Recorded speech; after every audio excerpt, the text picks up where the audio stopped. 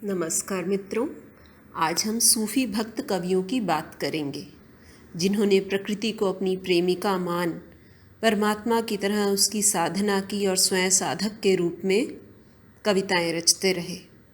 सूफी संगीत की परंपरा में आज भी इन सूफी कवियों के बोल जिंदा हैं। निर्गुण धारा की प्रेम मार्गीय शाखा या प्रेमाश्रयी शाखा को मानने वाले, इसमें काव्य रचना करने वाले अधिकतर सूफी संत थे। ये काव्य रचते हुए भारत में प्रचलित प्रेम कथाओं को आधार बनाया करते थे।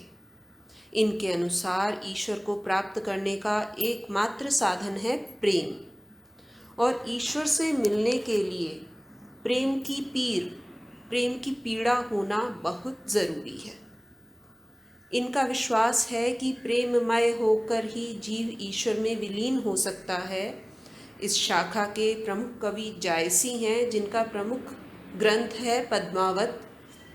पद्मावत के अलावा उन्होंने अखरावट और आखिरी कलाम की भी रचना की। इस शाखा के अन्य कवियों में कुतुबन, मंझन और मुल्ला दाऊद का भी नाम आता है। सूफी कवियों ने ईश्वर को प्राप्त करने का एकमात्र साधन प्रेम ही माना। वे स्वयं को प्रेमी या पति के रूप में देखते हैं और ईश्वर को अपनी प्रेमिका या पत्नी के रूप में मानकर उसकी खोज में निकल पड़ते हैं। प्रेम के महत्व को उन्होंने पूरे काव्य में व्यंजित किया।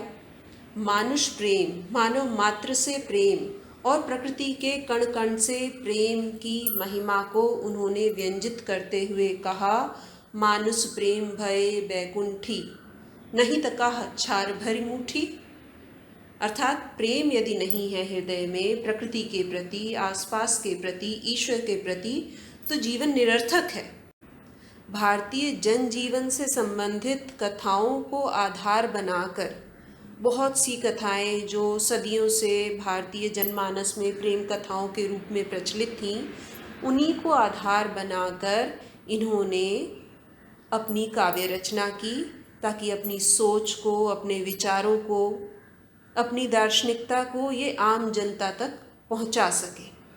सूफी भक्त कवियों ने जगत को, इस दुनिया को ईश्वर का ही एक रूप माना और उन्होंने प्रकृति के अंग अंग में, प्रकृति के कण कण में उस परमात्मा के दर्शन किए, उस ईश्वर के दर्शन किए जो उनकी प्रेमिका का ही एक रूप है।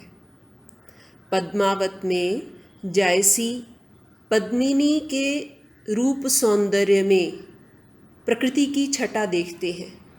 प्रकृति का प्रतीकात्मक प्रयोग करते हुए कहते हैं, सरवर तीर पद्मिनी आई, खोपा छोरी केस मुकुलाई, ससिमुख अंग मलय गिरी बासा, नागिन झांपी लीनी चहुपासा, ओनई घटा परी जग छाहा, सचि के शरण लीन जनु राहा।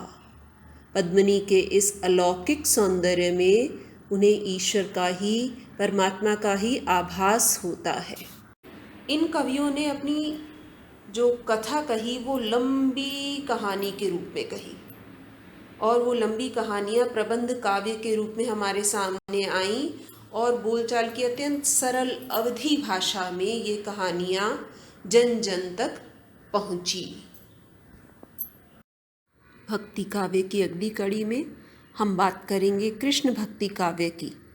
अपने स्वास्थ्य का ध्यान रखिए। आपके समय के लिए धन्यवाद। सुरक्षित रहिए।